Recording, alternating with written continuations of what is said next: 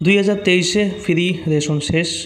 2024 থেকে আবার free ration চালু করলো কেন্দ্র সরকার।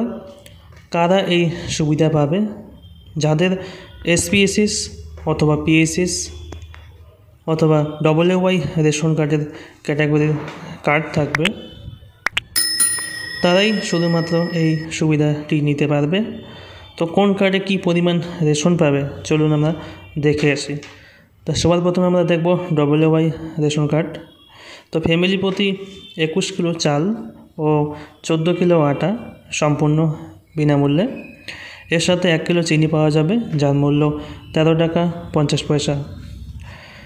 এবার দেখব SPSS অথবা PSS রেশন কার্ডের ক্ষেত্রে কার্ড প্রতি চাল 3 কিলো এবং আটা 2 কিলো সম্পূর্ণ বিনামূল্যে পাবে।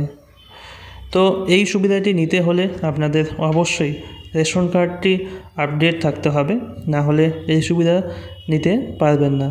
তো রেশন কার্ডটি আপডেট কিভাবে করতে হয় অলরেডি এই চ্যানেলে ভিডিও আপলোড করা আছে। আপনারা ডিলার ইপোস মেশিনের মাধ্যমে করতে পারবেন, অথবা আপনারা অনলাইনে বা মোবাইলে নিজেরাও করতে পারবেন।